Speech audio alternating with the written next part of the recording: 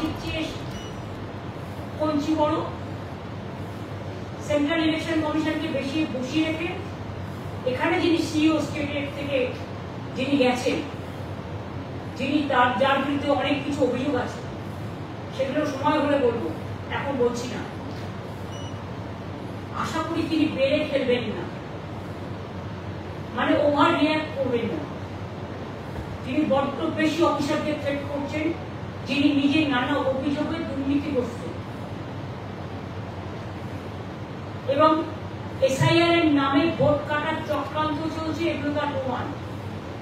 Assam government কি করে বাংলার সিটিজেনদের এনআরসি নোটিশ পাঠাতে পারেন? আমার দ্বিতীয় কোয়েশ্চেন হচ্ছে যে এসআইআর এর কাজ শুরু হওয়ার আগে বিজেপির একজন কেন্দ্রীয় মন্ত্রী তিনি কি করে বলেন যে 1.5 কোটি ভোটারকে বাদ দিতে হবে ইমিডিয়েট? তার মানে কি পার্টি অফিস বসে পরিকল্পনা তৈরি করছে আর ইলেকশন কমিশন থেকে স্ট্যাম্প মারবে? ইলেকশন কমিশনের কাছ থেকে আমরা ইম্পার্শিয়ালিটি প্রেফার করি। স্বরাষ্ট্রমন্ত্রী নিজে কোনো একটা পার্টি মিটিংয়ে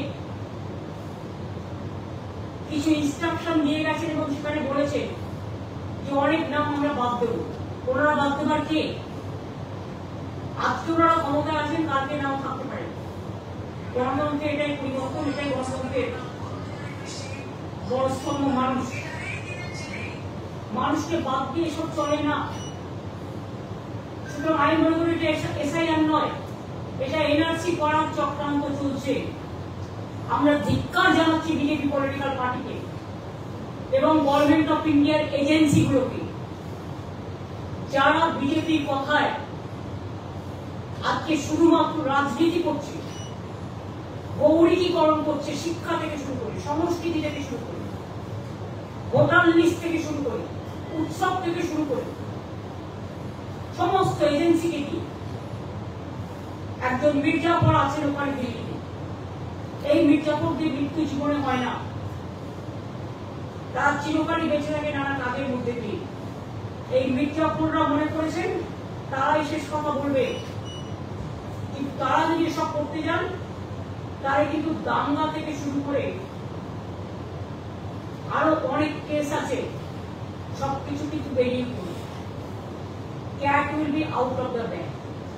আগুন নিয়ে খেলবেন না, কন্ট্রোল ইউরসেলফ ফার্স্ট। আপনার মিনিস্টার যদি কাজ শুরু হওয়ার আগে বলে 1.5 কোটি ভোটার বাদ দেবে, ফার্স্ট আপনি মিনিস্টারকে বাদ দিন, আর তা নাহলে বলুন এগুলো চক্রান্ত। দুটো একসাথে চলবে না, পরিষ্কার বলে গেলাম। একদিকে মানুষকে কোথায় সাহায্য করবে সেদিকে মুখ নেই। নির্বাচন করা ছাড়া এই গভর্নমেন্ট অফ ইন্ডিয়া কোনো কাজ করে না। কপিগুলো আপনাদের কাছে সঙ্গ দিয়ে দেবে। নদিয়া দিয়ে সেই চিঠি, আহত বাঘ সুস্থ বাঘের থেকেও ভয়ঙ্কর। রয়্যাল বেঙ্গল টাইগার আছে আমাদের সুন্দরবন, মনে রাখতে হবে। কাউকে আহত করবার চেষ্টা করবেন না। রয়্যাল বেঙ্গল টাইগারকে আপনি যদি আহত করেন, সে কিন্তু রিটার্নিং করবে। হঠাৎ নির্বাচনের আগে ঝুড়ি ঝুড়ি প্রতিশ্রুতি, আর নির্বাচনের পর সব ভুলভ্রান্তি। এটা কখনো হয় না, এটা মানা যায় না। জনজাগরণ এবং জনবিস্ফোরণ দেখার জন্য তৈরি না। গায়ের জোরে ভোটার অধিকারের নাম বাদ দিলে, আর বিশেষ করে এই সময়টা বেছে নিয়েছেন যখন মানুষ ফেস্টিভ মুডে থাকে, ছুটি থাকে, তারা বাইরে যায়। পুজোর ফেস্টিভ্যাল গুলো পরপর আছে, দেখে নিন। দুর্গাপুজোর যেতে না যেতেই কাণ্ড হলো, দুর্যোগ। এখনো মানুষ দুর্ভোগের মধ্যে আছে, সব হারিয়ে গেছে, নতুন করে সব করতে হবে। তার মধ্যে এনআরসি নোটিশ পাঠানো শুরু করেছে। তার মানে কি? সামনে এসআইআর আর পেছনে কি? পেছনে মির্জাফর স্যার। ভোটের নামে এসআইআর, পেছনে মির্জাফর স্যার। আমাদের রাজ্যের যিনি মুখ্যমন্ত্রী তিনি কোনো প্যারাট্রুপার পলিটিশিয়ান নন, কোনো পারিবারিক লিগ্যাসি নিয়ে তিনি রাজনীতিতে আসেননি। তার যে রাজনৈতিক উত্তরণ, সেই রাজনৈতিক উত্তরণ হয়েছে তৃণমূল স্তর থেকে। সেই জন্য পশ্চিমবঙ্গের মাটিটা উনি চেনেন এবং পশ্চিমবঙ্গের মাটির রাজনৈতিক গন্ধটাও ওনার কাছে অপরিচিত নয়। মুখ্যমন্ত্রী এটা জানেন যে দুধে কতটা জল আছে, নাকি জলের মধ্যে সামান্য কিছু দুধ মেশানো আছে। এখন নির্বাচন কমিশন যখন রাজহাঁস রূপ ধরে নেমে পড়েছে পশ্চিমবঙ্গের খালবিলে, তখন স্বাভাবিকভাবেই মুখ্যমন্ত্রী একটু হতাশাগ্রস্ত, আতঙ্কিত। শুধু একটা কথা আমি মনে করিয়ে দিতে চাই, চূড়ান্ত বিপরীত অবস্থায় ওই কুমোরটুলির অসুর রূপী একজন মানব, যাকে তিনি বসিয়েছিলেন রাজ্য নির্বাচন কমিশনের হিসাবে, যিনি চোখের সামনে রক্তপাত দেখেও নির্বাক ছিলেন এবং বিডিওদের দিয়ে ভোট লুট করানোর পরেও পঞ্চায়েত নির্বাচনে আমাদের প্রায় ৩৫০০ মহিলার জয়ী সার্টিফিকেট কেড়ে নেওয়ার পরেও আমরা ১১,০০০-এর বেশি আসনে আমরা নির্বাচনে জিতেছিলাম।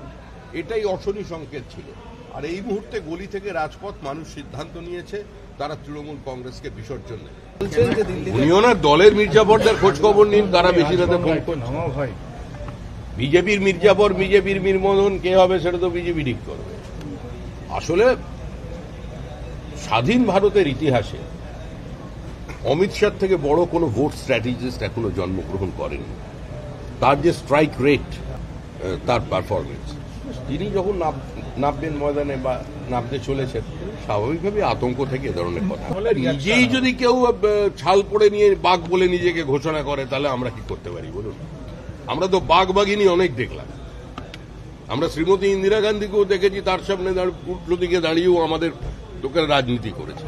এবার মা দুর্গাকে স্যালুট দিতে হবে আগামী বিসর্জনে, বিজয়া দশমীর দিনে বাবুঘাটে দাঁড়িয়ে। আর কার্নিভাল হবে না।